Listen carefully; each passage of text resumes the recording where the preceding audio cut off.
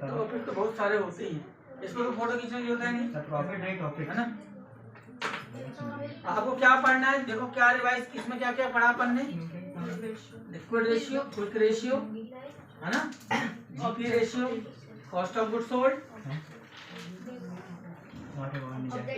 Objective limitation और इतने चीजें आप घर में दोबारा रिवाइज करके नोट करके चेक कर, क्योंकि अगर आप जितना पढ़ाते जाओ उतने पढ़ते जाओगे तो एग्जाम की पूरी तैयारी आपकी हो जाएगी, कुछ एक्स्ट्रा अलग से बैठ के करना ना पड़े, ना करोगे तो फिर राम जाएंगे।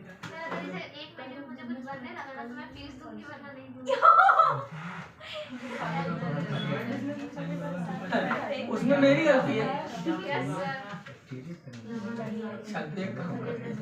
इसका क्या हिसाब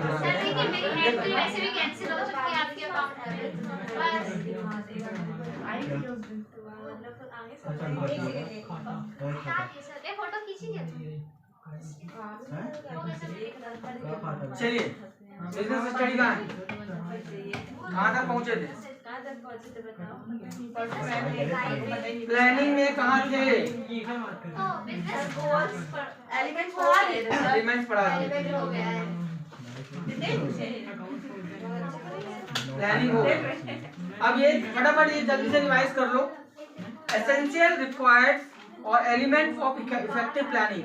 अगर एक अच्छी प्लानिंग कैसे होगी, ये क्वेश्चन अक्सर आता है ना, या पॉइंट वाइल प्लानिंग, ये भी हो सकता है, ideal point while planning. Question अलग अलग तरीके से आएगा, एक अच्छे प्लानर की क्या क्वालिटी होती है, the good quality of a good plan, the quality of a good plan, अलग अलग तरीके से पूछेगा। और ये वो चीज है जो सब में कॉमन है, चाहे प्लानिंग हो, चाहे स्टाफिंग हो, चाहे कंट्रोलिंग, कोई भी पॉइंट ले लो मैनेजमेंट का, उसमें जहां आ गया आइडियल कैरेक्टरिस्टिक्स क्या होंगी, तो क्या क्या हो सकते हैं। पहला फ्लेक्सिबल हो, फ्लेक्सिबल का मतलब क्या होता है, आप बदल सको। फिर इकोनॉमिकल हो, यानी महंगा ना पड़ जाए। फिर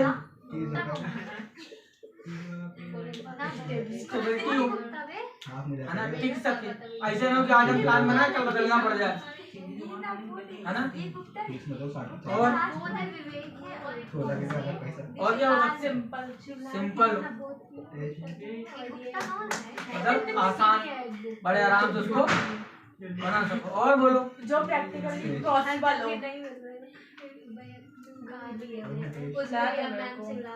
इसको भी बोल सकते हैं, अचीवेबल भी बोलते हैं। मैं अपने नाम के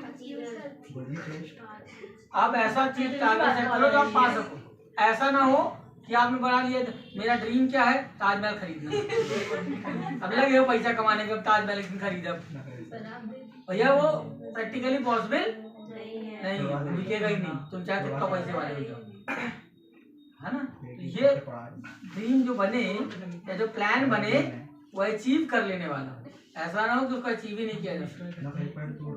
ठीक, अब इसमें क्या लिखे, देखो सिंपल हो बता दिया, स्पेसिफिक ऑब्जेक्टिव हो, यानी आपको पता हो कि हमको एग्जैक्टली करना क्या है। फिर है economical, flexible, accordance with the objective, यानी उद्देश्य के हिसाब से हो। और फिजिबल मतलब प्रैक्टिकल, इसको किया जा सके। बैलेंस्ड, यानी वही इकोनॉमिकल में ले सकते हो इसको भी, जो आपने सोचा खर्चा करने का उतने खर्चे में वो मामला सेटल हो जाएगा। सीक ऑफ कॉपरेशन, मतलब इसका क्या मतलब बोलो, सीक वर्ड का मतलब यहाँ पे क्या है,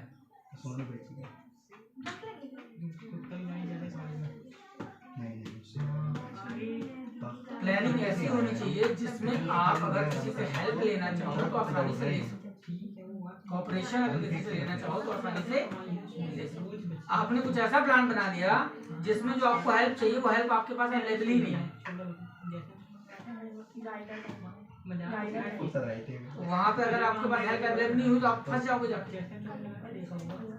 बात समझ में आ रही? जैसे फॉर एग्जाम्पल अभी वही उत्तराखंड वाले केस को ले लो। सर उसका कोई एक वर्ड है ना कि जिससे गाइडेंस काउंसलर, आप काउंसलर या गाइड आपके पास होना चाहिए। एक अच्छे प्लानिंग की क्वालिटी है। और मार्केट कंडीशन आपको पता हो, है ना? ट्रस्टवर्दी, ट्रस्टवर्दी मतलब अगर मैं कोई प्लान बनाऊं तो तुम उस पर विश्वास कर सकते हो, ठीक है ना? जैसे लाइक इस पे एक एग्जांपल ले रहा हूँ कि जो बड़े बड़े जो कोचिंग इंस्टीट्यूट हैं, जो बड़े बड़े स्टूडेंट्स को जो टॉपर्स के फोटो वो क्यों लगाते हैं? इस पॉइंट को अचीव करना, ट्रस्टवर्दी। जब बच्चे का ट्रस्ट हो जाएगा तो टीचर जो उसको बनाएगा बच्चा वो करेगा। बोलेगा उल्टा खड़े होकर पढ़ाई करो, जल्दी टाइम लिखोगे तो उल्टा होकर पढ़ाई करेगा। वो टॉपर्स के लिए देखे ट्रस्ट आता है ना कि आप ट्रस्ट जनरेट कैसे करो। हम नहीं करेंगे, हमारे ऊपर नहीं, ठीक है ना? अदर को छोड़ो।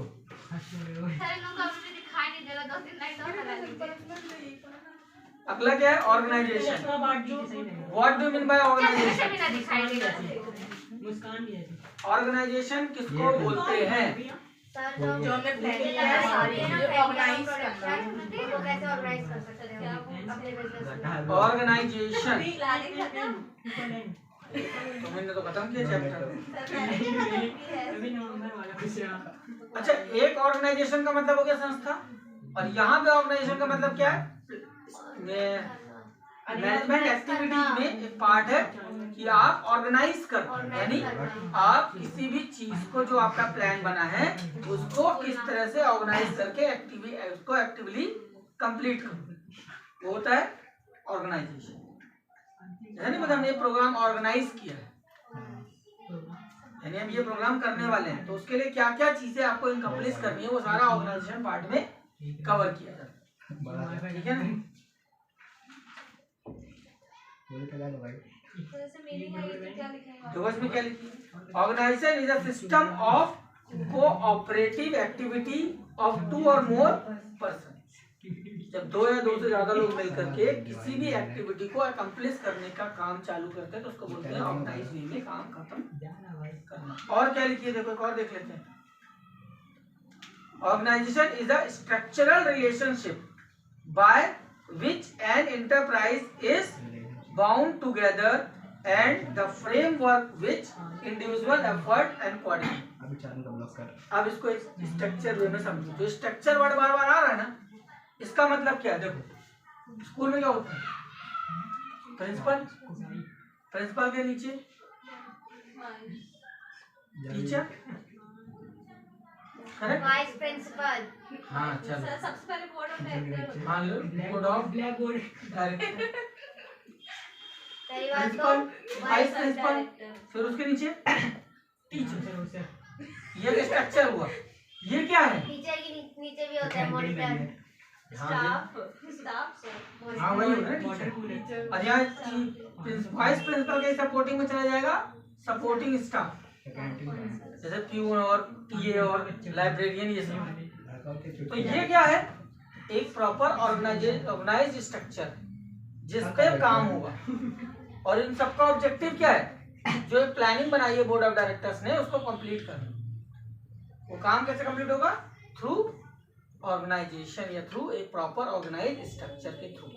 कौन क्या काम करेगा? जैसे कॉलेज में हमारे 2 दिन प्रोग्राम है कॉन्फ्रेंस का, ठीक। अब कॉन्फ्रेंस होनी है यानी वहाँ कोई नाच गाना का प्रोग्राम ना हो, ठीक है ना? नाच गाने का प्रोग्राम होता तो क्या क्राउड का कोई टेंशन नहीं, भीड़ अपने आप आएगी। गाना डांस हो रहा है तो कहीं गाना हो रहा है, भीड़ अपने आप आ जाएगी। अब वहाँ प्रोग्राम क्या हो रहा है? एक बंदा आएगा आधा घंटा लेक्चर देगा, दूसरा आएगा वो आधा घंटा लेक्चर देगा, दिन भर ही चलेगा। अब 2 दिन चलेगा। अब वहाँ क्या टारगेट हो गया? भैया 200 बच्चे परमानेंट उस हाल में बैठे रहे, क्योंकि जो बोलने आ रहा है वो कुर्सी को थोड़ी बोलेगा। अब ये कैसे कंप्लीट होगा? प्लस जो आ रहे हैं उनका अरेंजमेंट, वो रुकेंगे कहाँ? वो अरेंजमेंट उनके लिए सुबह शाम तक। हाँ, ये कैसे होगा? इसको कंप्लीट करने के लिए आपको एक ऑर्गेनाइज्ड स्ट्रक्चर चाहिए। कौन सा बंदा क्या काम देखेगा? भाई खाने में एक दिन की ड्यूटी लगाई है, लगी हो जब लोग तो लाने ले जाने में एक आदमी की ड्यूटी लगाई है। अगर ये नहीं होगा, जैसे हमारी ड्यूटी लगी है उसमें, जो ऑनलाइन वो जितने लोग ऑनलाइन रिप्रेजेंट करेंगे, तो ऑनलाइन बैठ करके हमको उनको लास्ट में जब खत्म हो जाए तो धन्यवाद बोलना है।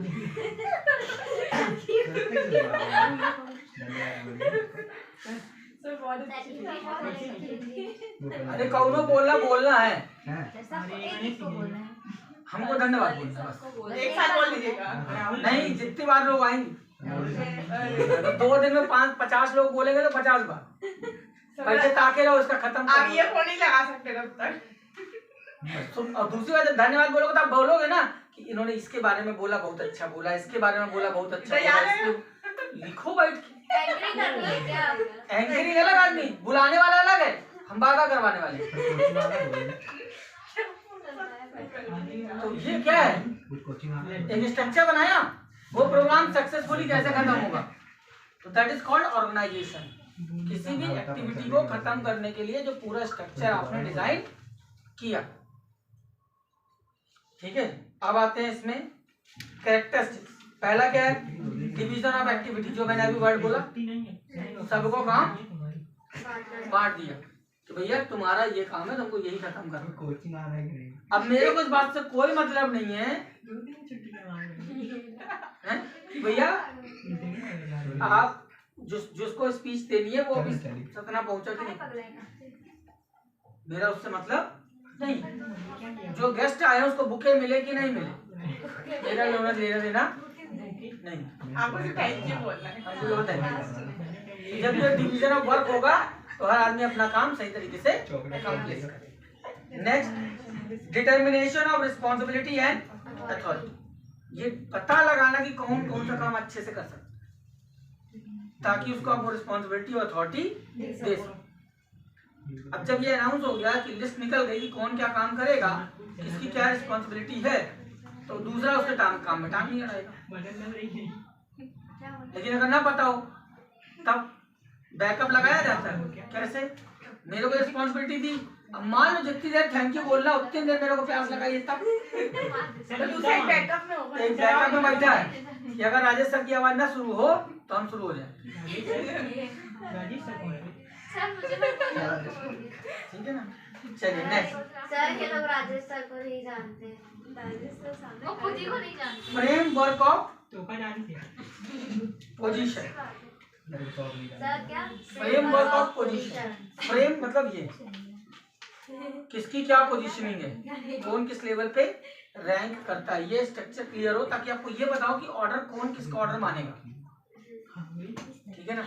Next is coordination. तो पता ही, टूल टू डेवलप रिलेशन। आपके पास में कुछ ऐसे तरीके होने चाहिए जिससे रिलेशनशिप प्रॉपर मेंटेन रहे, डिस्प्यूट क्रिएट ना हो। जब बड़े लेवल पे काम होता है तो डिस्प्यूट पैदा होने के चांसेस बढ़ जाते हैं। तो आपके पास कुछ ऐसे तरीके होने चाहिए जिससे डिस्प्यूट कम हो। जैसे कि एग्जांपल देता हूँ कि टीचर छुट्टी लेने मेरे पास आया, तो जब छुट्टी लेने आएगा तो मैं उससे मालूम क्या बोलूंगा कि प्लीज जो सीएल फॉर्म है वो लाओ, अब तुम्हारी जो कल क्लास है चार्ट वो किसी और से एंगेज करवाओ और उससे साइन कराओ कि ये तुम्हारी पहली क्लास कौन लेगा, दूसरी कौन लेगा, तीसरी कौन लेगा, चौथी कौन लेगा। बेचारा छुट्टी ना उससे उसमें रिलेशन किसके खराब हो रहे हैं, हमसे। खुद एचओडी बन के बैठा है, खुद कुछ नहीं कर सकता। तो अब उसको बचाने का तरीका क्या है, जो यहाँ वर्ड लिखा है टूल टू डेवलप रिलेशन, इससे बचने का तरीका क्या निकाला गया कि एक ऑनलाइन प्लेटफॉर्म बना दिया कि भाई जिसको छुट्टी चाहिए ना, ऑनलाइन प्लेटफॉर्म में एक फॉर्म है उसको भर दिया, और वो फॉर्म कौन देखेगा, सीधे एचआर। एचओडी भी इससे गायब। जो आदमी, वो बंदा जो कंपनी में अपॉइंटमेंट देता है और कंपनी से हटाता है, अब उससे तो कोई नाराज ना होगा।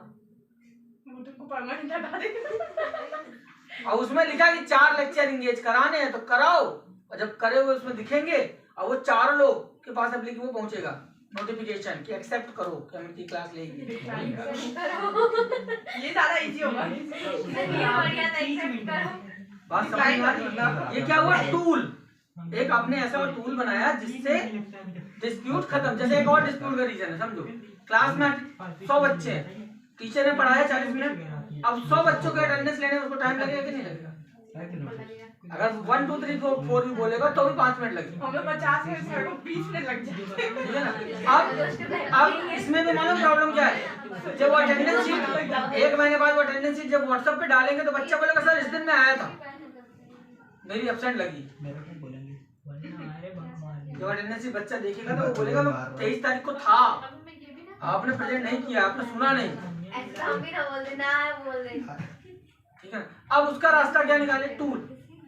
अब हमने क्या किया, गूगल फॉर्म बनाया, वो फॉर्म बच्चे को भेज दिया, वो फॉर्म बच्चे के हाथ में है। अब जब भी क्लास खत्म होगी तो टीचर खाली क्या करता है, बोर्ड में कोड लिखता है, जैसे मैंने लिख दिया आज का कोड राम, ये कोड बताया और नीचे चला गया घर क्लास में, क्लास छोड़ के स्टाफ रूम में चला गया। अब बच्चे के पास वो मोबाइल निकाले, एक फॉर्म है, उस फॉर्म को भरे और लास्ट में क्या डाले, ये कोड। किसी को भी अरे तो एक दिन तो अपने पहले लेक्चर बनाया नहीं आया तो भाई जो अगले दिन कोड दूसरा है। अब हमारे नहीं आया, नहीं पता चलता ना, रीजन क्या है। जब हमने ये कोड बोला ना उस समय 5 मिनट या 2 मिनट के लिए वो लिंक खुलता है, अटेंडेंस भरी, लिंक बंद। इशू क्या है, या हमको मालूम है कि हमने बोला है 10:05 में, तो 10 मिनट के 10:08 में अगर किसी ने अटेंडेंस भरी है इसका मतलब ये फेक अटेंडेंस, क्योंकि 2 मिनट में सबके अटेंडेंस भर जाती है। फॉर्म ही कितना बड़ा है, खाली यही तो बताना कि लेक्चर नंबर 1 में राजेश अग्रवाल ने फाइनेंशियल अकाउंटिंग पढ़ाई, कोड हराम, खत्म। टाइप नहीं करना है, खाली चूज करना है।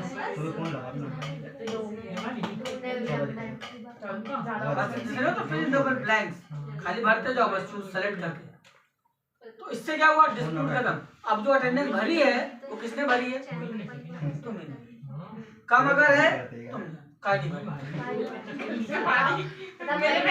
और आज अगर तुमने दिन में 5 क्लास अटेंड की, 5 बार अटेंडेंस भरी, तो 5 बार तुम्हारे उसमें मेल गया है, ईमेल में जाके देखो। कॉलेज में जाओ हो जाएगा। ये मैं वर्ड क्यों बोल रहा हूँ, हमको टूल्स कुछ बनाने पड़ेंगे जिससे डिस्प्यूट ये कम हो जाए, कोऑर्डिनेशन बढ़ जाए। अगला क्या है, इट इज अ प्रोसेस, ये हर जगह लगेगा, हर रूल में, क्योंकि कोई भी काम होगा step by step. Universal function सभी जगह ऑर्गेनाइजेशन होगा, बिना ऑर्गेनाइजेशन के काम नहीं हो सकता। इट इज एन स्ट्रक्चर, ये तो पहले डेफिनेशन नहीं है। ठीक, इम्पोर्टेंस, इसकी जरूरत क्यों है, इसका ऑब्जेक्टिव यानी इसकी जरूरत क्यों पड़ती है, तो ये भी प्लानिंग वाले कॉमन है। ब्रिंग इकोनॉमी,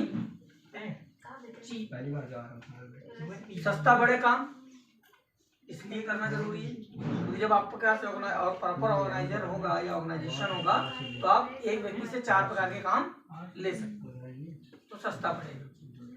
फिर बेटर इंडस्ट्रियल रिलेशन, आप जब काम सही से समय पे कंप्लीट करके दोगे तो रिलेशनशिप अच्छी हो जाएगी। इंक्रीज मैनेजरियल एफिशिएंसी, काम करने की क्षमता बढ़ जाएगी, क्योंकि मेरे को क्या मालूम मेरे को करना क्या है, खाली थैंक यू।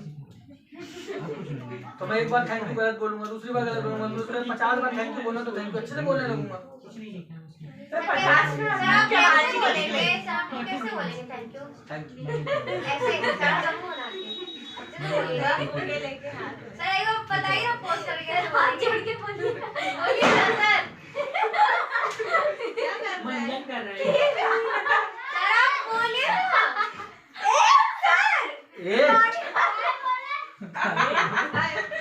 ब्रश कर लेना सर आप एक बार बोलिए ना पोस्ट करके, ऐसे बोलेंगे। चलिए ध्यान दें। स्पेशलाइजेशन, स्पेशलाइजेशन क्या होगा, जब आपने ऑर्गेनाइजेशन बनाया और स्ट्रक्चर में काम डिवाइड करके दिया तो उस बंदे को मालूम है मेरे को यही काम करना है, तो वो उसमें स्पेशलाइज हो जाएगा, क्योंकि उसको वही काम बार बार करना है। नेक्स्ट है इंकरेज क्रिएटिविटी। अब जैसे तुम वर्ड बोल रही हो, थैंक यू कैसे बोलेंगे, अब क्रिएटिविटी कैसे आएगी। अब जब मुझे मालूम है कि मेरे को सामने वाले को थैंक यू बोलना है तो मैं उसमें क्रिएटिविटी कैसे लाऊंगा, भाई मैं पूछूं, जब वो पढ़ रहा हो, जब अपनी स्पीच दे रहा होगा तो मैं मेरे पास उसका बायोडाटा भी होगा, कौन बंदा आ रहा है, दूसरा उसने क्या क्या टॉपिक कवर किए वो, तो उनको मैं इस तरह से एक पैराग्राफ की स्पीच में कन्वर्ट कर दूं जिसमें उसको थैंक यू बोल दूं। तो यानी आपके पास एक क्रिएटिविटी डेवलप होगी किसी को इनकरेज करके। नेक्स्ट कोऑर्डिनेशन, ये सब में रहता है ना, बताएंगे। एस्टैब्लिश अथॉरिटी एंड रिस्पांसिबिलिटी, ये भी पढ़ा हुआ है। अथॉरिटी आएगी यानी आपके पास मुझे मालूम है कि मुझे क्या काम करना है और मेरी जिम्मेदारी क्या है। And proper utilisation of resource, आपके पास जितने व्यक्ति हैं जितने लोग हैं आप उन सबको अलग अलग काम अलॉट कर सकते हो, उनका यूज कर सकते हो। अब जैसे अब कल ये एक्टिविटी होनी है,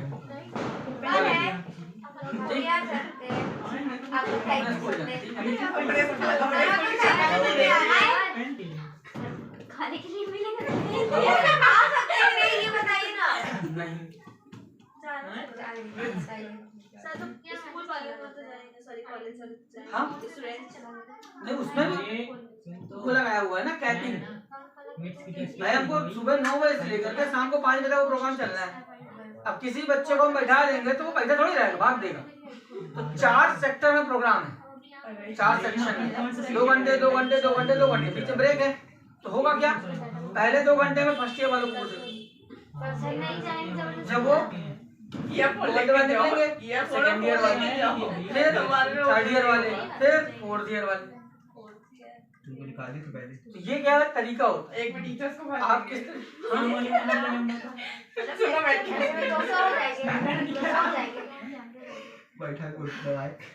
ये तरीका है क्या ऑर्गेनाइजेशन का काम, कि आप प्रोग्राम कैसे सिस्टमेटिकली ऑर्गेनाइज कर प्रोसेस। कल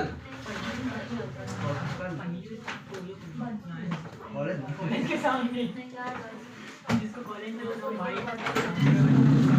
जिसको कॉलेज में आना हो अगले साल 24,000 जमा कर देना, फिर अगले साल आ जाए। सर मैं